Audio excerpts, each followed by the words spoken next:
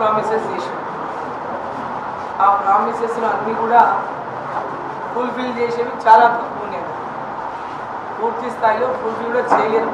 మన స్టేట్ ఉన్నటువంటి ఫైనాన్షియల్ క్రైసిస్లో అవన్నీ పూర్తి చేయడం కూడా అంత సులభం కాదు. అది మనం చదువుకున్న వాళ్ళకి అందరికీ తెలుసా విషయం.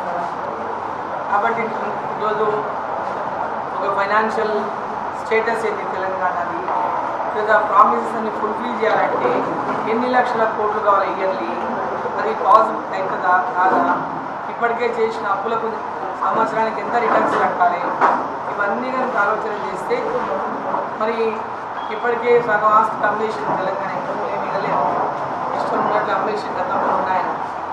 మరి ఉన్నటువంటి పొజిషన్లో మన రెవెన్యూ ఇన్కమ్ పెంచుకోవడము, మన వాళ్ళకు పెద్ద ఎత్తున యూత్ ఫోర్స్ పెంచింది. యూత్ ఫోర్స్ అంటే యూత్కి సెల్ఫ్ ఎంప్లాయ్మెంట్ అనేది చాలా ఇంపార్టెంట్. అందరికీ గవర్నమెంట్ ఉద్యోగాలు కావు, మనకు తెలుసు. గవర్నమెంట్ ఉద్యోగాల సంఖ్య చాలా తక్కువ. ఎవరి కాలం మీద వాళ్ళు నిలబడడానికి ప్రభుత్వాలు ఏ రకంగా సహాయం చేస్తాయి. వాళ్ళ సెల్ఫ్ ఎంప్లాయ్మెంట్ కోసం అంటే చిన్న చిన్న వ్యాపారాలు చేసుకోవడమా, చిన్న చిన్న పరిశ్రమలు చేసుకోవడమా, చిన్న కుటీర పరిశ్రమ, లేకపోతే స్మాల్ మీడియం తరహా పరిశ్రమ అట్లాంటివి పెట్టుకుంటే మీరు ఒక్కొక్కరు ఒక 100 మందికి ఎంప్లాయ్మెంట్ ఇచ్చేలాగా అటువంటివి మన దగ్గర మనం ఏం చేయగలుగుతాం. ఆ విధంగా నరేంద్ర మోదీ గారికి ఇస్తున్నారు, ఏ విధంగా సపోర్ట్ చేస్తున్నాడు, ఆ సపోర్ట్ ఎట్లా తీసుకోవాలి, ఇదంతా కూడా పెద్ద అవగాహన. ఇది చాలా అవగాహన కూడా చాలా ముఖ్యం. మనకు పెద్ద ఎత్తున దీన్ని అవగాహన ఉన్న వాళ్ళు అడ్వాంటేజ్ తీసుకుంటున్నారు. అవగాహన లేకుండా ఉన్నటువంటి వాళ్ళకి దాన్ని వెనుకబడిపోతుంది. కాబట్టి దీంట్లో కూడా పెద్ద ఎత్తున అవగాహన కలగాల్సినటువంటి అవసరం మనకు కలుగుతుంది.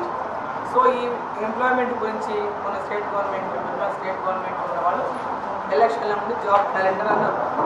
అదే ముఖ్యమంత్రిగా తన బాధ్యతలేమో తెలుసుకోవాలి, కానీ ఏ విధంగా రన్ చేయాలి గవర్నమెంట్ అనే ఆలోచన ఉండాలి. అది కాకుండా కేవలం ఆయన విమర్శించి ఏదో లబ్ధి పొందాలని ఆలోచన చేస్తున్నాడు. That is not right.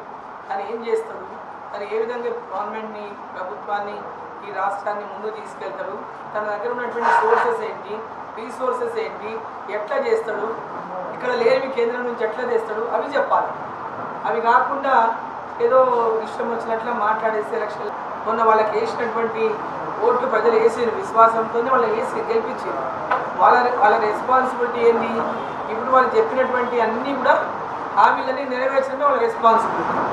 So ఆ రెస్పాన్సిబిలిటీని వాళ్ళు టేకప్ చేయాలి ఫస్ట్. కాబట్టి వాళ్ళకి అందరికీ కూడా మీ అందరి తరఫున ఈ యొక్క రాష్ట్ర ప్రభుత్వం ఇంప్లిమెంట్ చేయాలనే డిమాండ్తో ప్రజల కోసం పోరాటం చేస్తుంది డీకరణమ్మ గురించి చాలామందికి యంగ్స్టర్స్ తెలియకపోవచ్చు. పాత వాళ్ళకి అందరూ తెలుసు డీకరణ ప్రజల కోసం ఎట్లా ఫైట్ చేస్తుంది, ఇష్యూస్ మీద ఎట్లా పోరాటం చేస్తుంది, వాటిని సార్ట్ అవుట్ చేయడానికి ఎట్లా పని చేస్తుంది అనే విషయం కూడా కొంచెం వెనక్కి